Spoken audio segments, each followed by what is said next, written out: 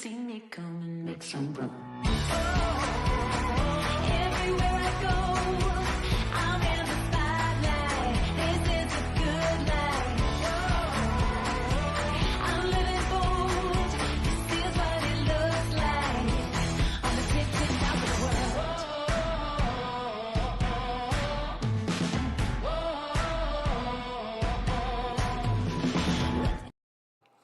We do it every once in a while. It's the Captain's Log Hot Topics edition. This is where we kind of take a look at everything that's going on, whether it's news of the week or just general inventory of what's going on. That's what we're doing. Let's take a look at everything that's in motion. Let's take some inventory of what I'm watching and what hot topics came up this week and recently. Hi, welcome to By Land and By Sea, an attorney breaking down the week in supply chain, presented by the Maritime Professor, me. I'm Lauren Beagen, founder of the Maritime Professor and Squall Strategies, and I'm your favorite maritime attorney. Join me every week as we walk through both ocean transport and surface transport topics in the wild world of supply chain. As always, the guidance here is general and for educational purposes only. It should not be construed to be legal advice, and there's no attorney-client privilege created by this video. If you need an attorney, contact an attorney.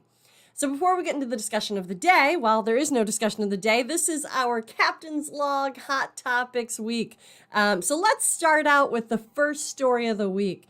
Instead of top 3 stories of the week, we're going right down the list. So story number 1, it's always on.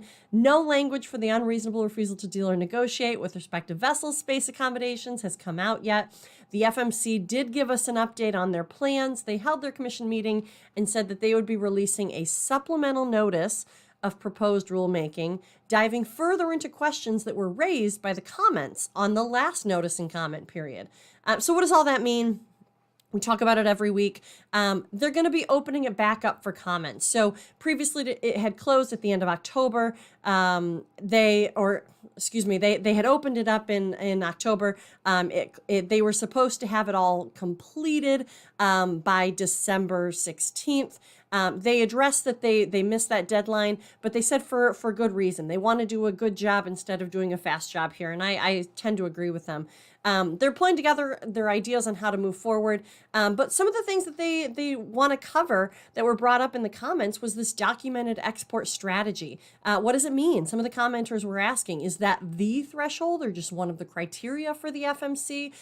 Is a documented export strategy actually documented and filed with the FMC, or is that just something that goes to kind of the justification for denial of exports? Like we've talked about before, this rulemaking kind of focuses on exports, but it's not strictly limited to exports. It could be unreasonable refusal to deal or negotiate with respect to vessel space accommodations for either import or export. But what does that mean? Elements proposed as considerations for carriers in apparent unreasonableness to negotiate. What does that look like? These are some of the things that the FMC is wanting to cover. And like I said, Chairman Maffei said, getting it right is more important than getting it fast. And I tend to agree. I think that there's some really interesting topics that came up in the comments. So a testament to the comments work, right? You file comments, the FMC is really listening. They really are taking inventory and taking note of what is coming in under the comments. And this is proof of that.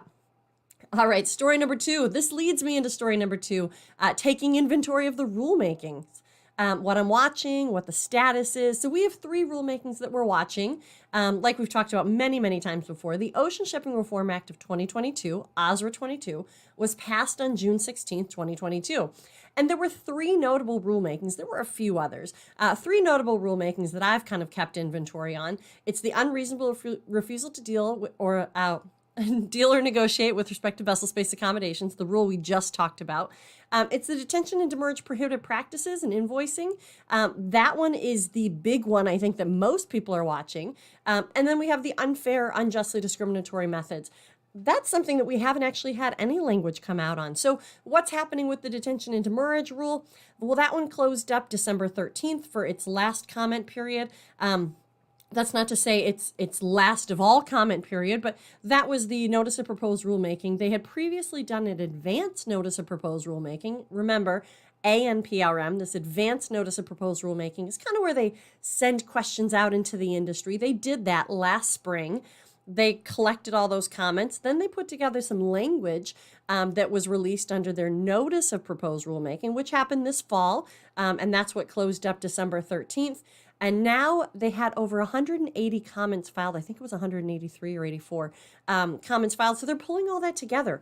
Honestly, I don't anticipate much happening, kind of any movement on that until, I guess I could say March. I'm really not expecting anything until maybe April at the earliest. But all three of these rules are due to be set to be final by 1 year post OSRA implementation. So that's June 16th of this summer. We've already seen that the first rule, which was set to be finished 6 months after OSRA, December 16th, is sliding. I don't think that the FMC wants to slide the other ones, but they want to do a good job, right? I mean, like I said, Chairman Maffei said that.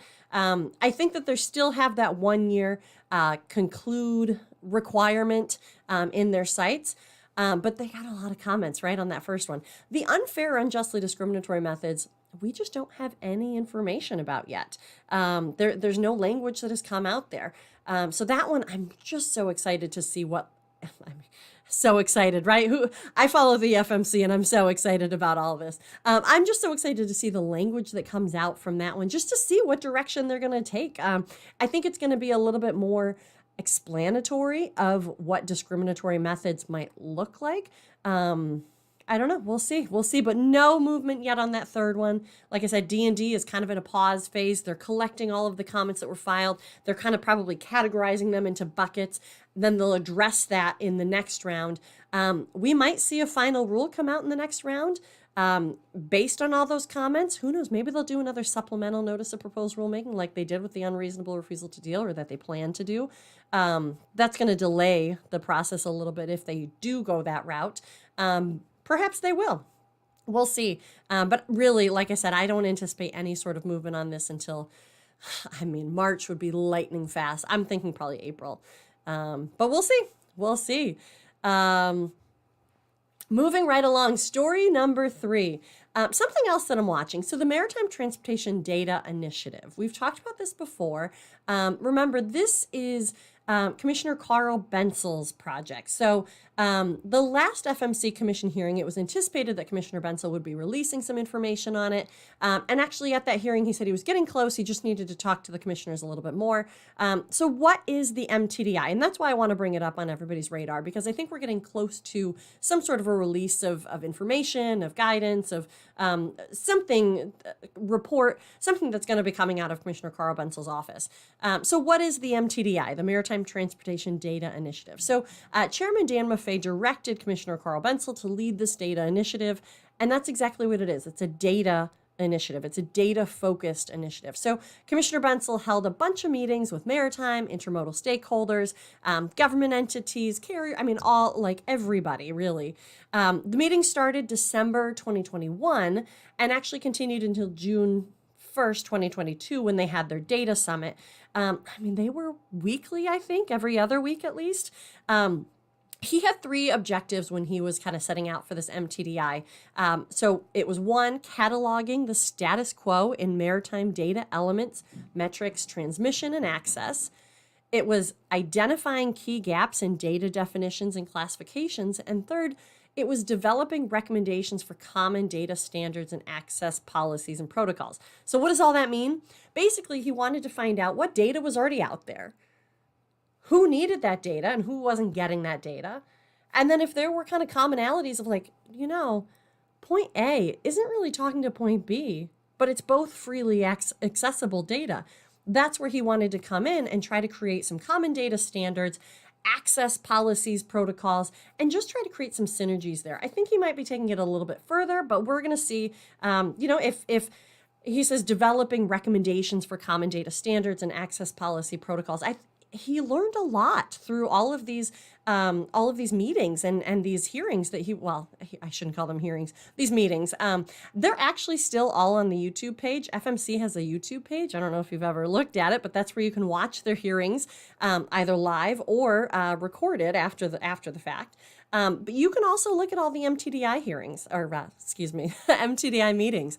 The summit's actually also on there. So if you want to go back, you can do it by subject matter, see which meeting with which stakeholders were there, just to kind of learn about the different stakeholders and their data, accessibility, what they have, what they kind of put out publicly, what they don't, on kind of a larger scale. It was a really, really interesting exercise, and I'm really excited to see where the next step with this goes. But put it on your radar, MTDI, the Maritime Transportation Data Initiative out of Commissioner Carl Bensel's office.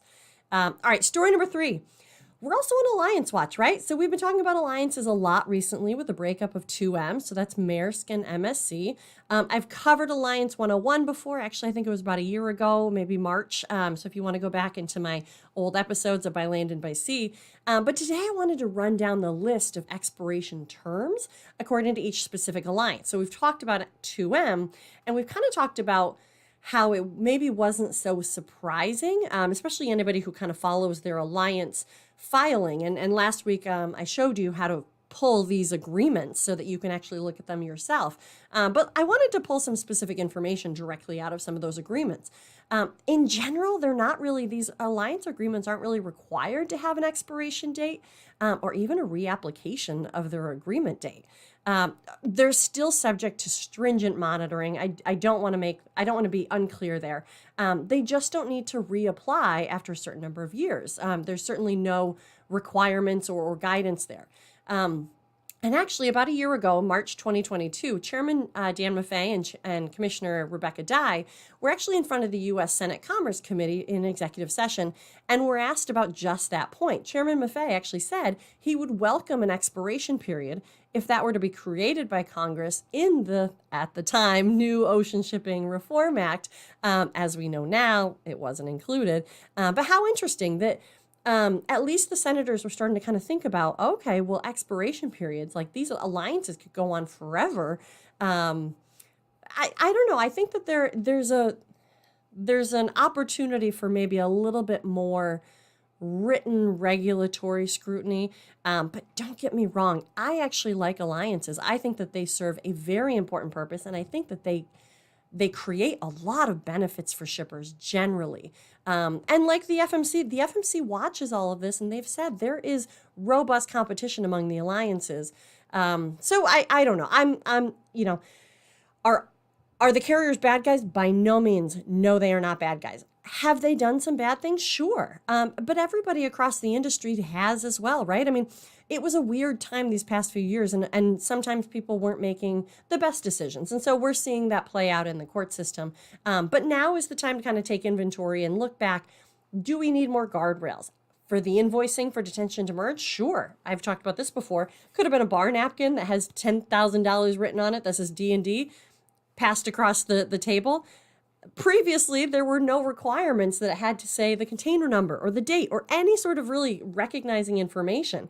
I think the invoices were a little bit more detailed than that, but maybe not always. Now there's requirements under the 13 requirements of OSRA that say invoice numbers required. Total amount due is required. The rule that you're pointing to for that demurrage or detention is required. So there's some important guardrails that happened there. I think that there's an opportunity for that for alliances. Just guardrails, not specific, not too intensive regulations, but just maybe some guardrails around the side. Notably, I always mention this, the ability of FMC to deny alliance agreements is a big miss and something that hasn't been hit. This would be kind of under my category of guardrails. The FMC does not have the authority to deny alliances.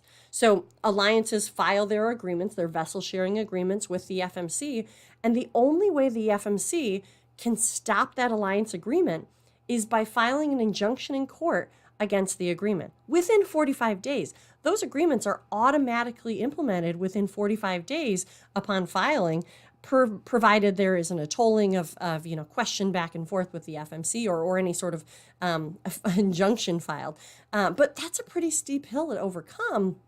Should an alliance approach the FMC, file an agreement, and let's say that it's clearly anti-competitive. Let's say it has a 90% market share. I mean, that's a ridiculous hypothetical, but I mean, after the past few years, I feel like ridiculous is on the table, right? I feel like just general proper checks and balances should be in place. Maybe a threshold for FMC denial could be put in place. Maybe anything under 45% market share requires an injunction, but anything over 45% market share can receive an outright denial by the FMC directly. I mean, if you want to get too specific with it. But like I said, the FMC cannot deny alliance agreement filings. They just can't. There is no regulatory authority for them to do that. Okay, so let's get back to alliance agreement expirations. That's what I wanted to talk about here, and I went off on my tangent. So 2M alliance expiration, we already talked about that, but 2M has a 10-year term of the agreement with a 2 years notice for leaving the agreement, but they can't submit that before 8 years has passed.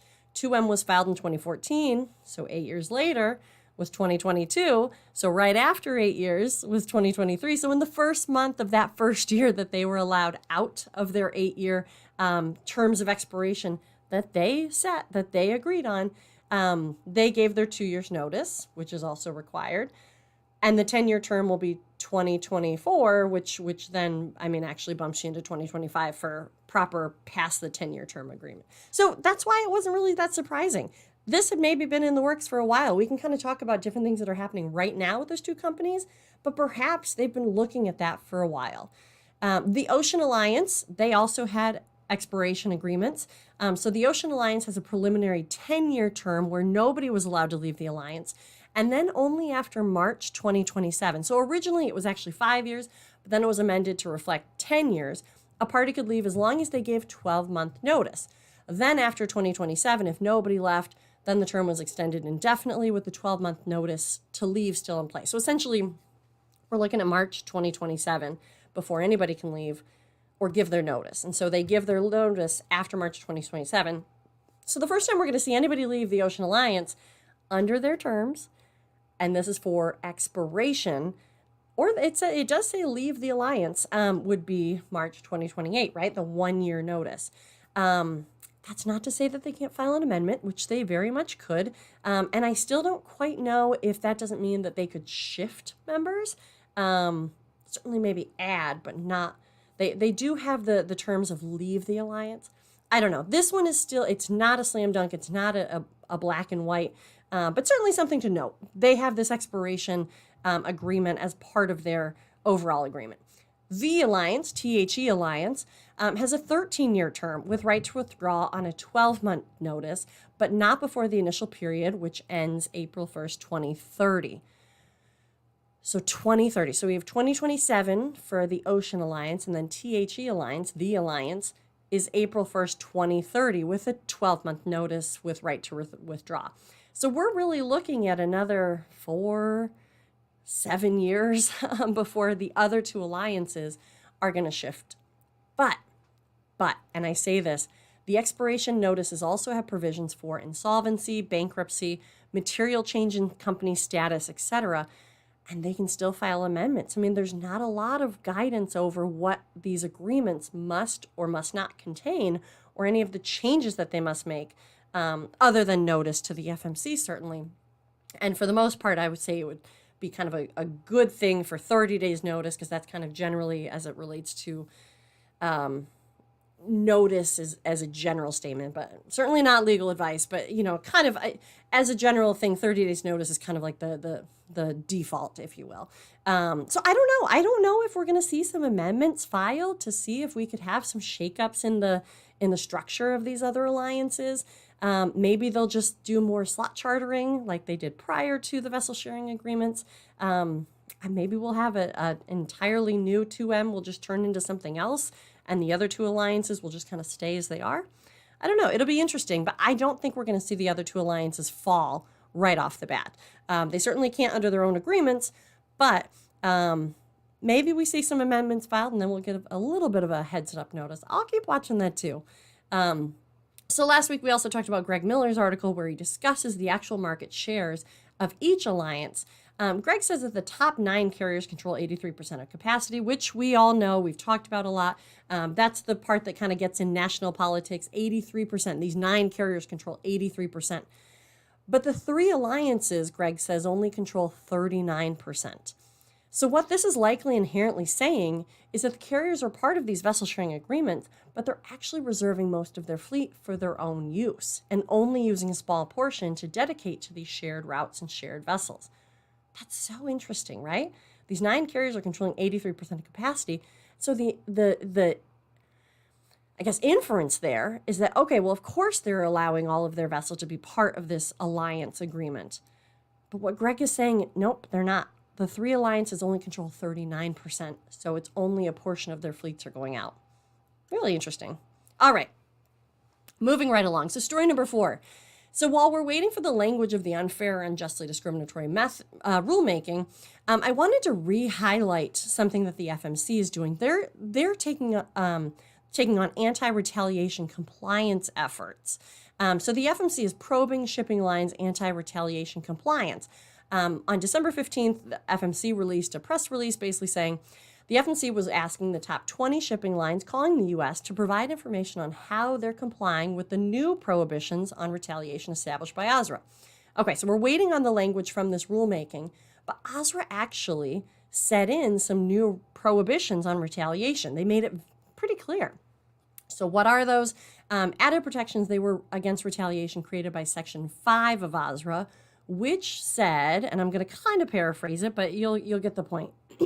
Retaliation and other discriminatory actions, a common carrier, marine terminal operator, ocean transportation intermediary acting alone or in conjunction, essentially may not retaliate against a shipper, an agent of a shipper, an ocean transportation intermediary, or a motor carrier by refusing or threatening to refuse an otherwise available cargo space accommodation. Okay, they're basically saying you can't block them out. Or resort to any other unfair or unjustly discriminatory action for the reason that a shipper, an agent of a shipper, an OTI or motor carrier has, and they're saying here's some reasons why you can't block them out. Patronize another carrier. They just decided to play the field. Or file a complaint against the common carrier, MTO or OTI. They're saying, look, you can't retaliate because somebody filed a complaint against you. Or they said, for any other reason. That's the catch-all, and that's where I think the language of that third rulemaking is going to be coming in to really kind of flesh out that any other reason. So the FMC actually says that the Commission's VOCC audit team, so the Vessel Operating Common Carrier, these VOCC audit teams are examining how ocean common carriers are adapting to this increased prohibition on retaliatory and discriminatory behavior, and they're specifically focusing on how companies are training personnel at all levels to act legally and with compliance to these retaliatory and discriminatory behavior prohibitions. The quote that was released in this news article, press release out of the FMC, was really interesting. I've referenced it a couple of times, but I'm going to do it again. So, this is a quote from Chairman Dan Maffei. The Ocean Shipping Reform Act made it clear that it is absolutely illegal for ocean carriers to discriminate or retaliate against a shipper for filing a complaint or challenging a charge. Continuing on. This is something that everyone in a company, from the newest sales associate to the CEO, must understand, and that is why the VOCC audit team is carrying this message directly to ocean carriers serving the United States. Even a simple verbal threat to a shipper from an ocean carrier employee could undermine U.S. law and will not be tolerated. So they're looking for, end quote. So they're looking for how companies are training personnel to make sure that it's not happening. Because what he said, even a simple verbal threat to a shipper is not going to be tolerated. That's a pretty low threshold on what is retaliatory or discriminatory behavior. They're going for it. And like I said, I'm excited to hear the language on this third rulemaking because I think it's going to be interesting. All right. Story number 5. We're covering it all, right? This is the Captain's Log hot topics. We're covering it all. So story number 5. Administrative law judge decisions. There have been a few notable decisions coming out of the office of the administrative law judge of the Federal Maritime Commission. But I wanted to issue a quick little caution. Again, not legal advice, but just a quick little caution. So these initial decisions that have been hitting the news aren't final. They're not final right away. They're not final right away for the most part until 30 days has passed. And so while the initial decisions that are being issued are important and major, there's still time for parties to file exceptions. And filing exceptions is essentially filing appeals. And so the more major the decision, I'd almost say it's more likely that there's going to be some sort of appeal or further review or exceptions filed. Furthermore, the FMC actually also has the opportunity to pull the case itself, to review the initial decision from the ALJ under what's called a sua sponte review. Basically, one of the FMC commissioners could call to have the decision reviewed by the full commission within that 30-day window. So what's been happening, the administrative law judge will issue a decision. So she has this case, or whoever it is, has the case. The formal filed, I filed a lawsuit at the FMC. The administrative law judge hears that case. They go through the procedure of that case, and then that ALJ will issue an initial decision. But then once that initial decision is issued, for the most part, there's 30 days, essentially 30 days is kind of like your target window, that it could still be appealed or something could still be in motion. So don't plan the parade yet, right? That's what I said. So earlier this week, I posted the news of the FMC's Office of the ALJ that Chief ALJ Aaron Worth had issued an initial decision saying that, and this is recopied from a FreightWaves article. So what she said, and recopied from FreightWaves, among other things, that exclusive agreements between ocean carriers and chassis providers violate the U.S. Shipping Act when a motor carrier is not able to use the chassis provider of its own choosing in Chicago, L.A. Long Beach, California, Memphis, Tennessee, and Savannah, Georgia. So basically she's saying these exclusive agreements between ocean carriers and chassis providers violate the Shipping Act. And so she's saying you should have options. You should be able to have options. I mean, sounds pretty reasonable, right? But be careful here because that's just an initial decision. And that only happened this week, I believe on the 6th. There's still a lot that can happen with this decision. This is not final yet. Some other things that might happen. Maybe other non-party or non-named affected entities might want to weigh in on this really impactful ruling. That's still possible, right?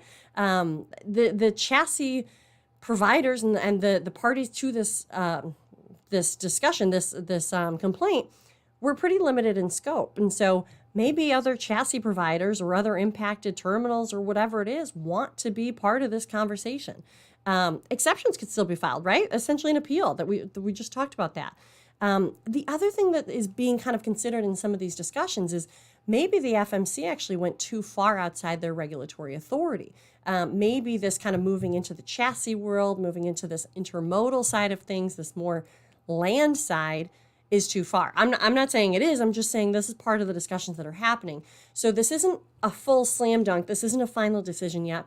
30 days have to pass from the issuance of the initial decision, and it just came out this week. So while some may be considering this a win for some of the surface transport side of things, I would say don't go planning the parade just yet. This is very much still in motion, or potentially very much still in motion. The other ALJ decision that I previously covered is between MSC and MCS, the furniture company. So MSC has actually filed exceptions in that case, essentially an appeal. So that case is continuing on for now. I covered the MCS case a few weeks ago. This was one of the first notable shipper filing against a carrier cases filed during kind of the pandemic problems. So it ended up being kind of one of these marquee cases that people are watching.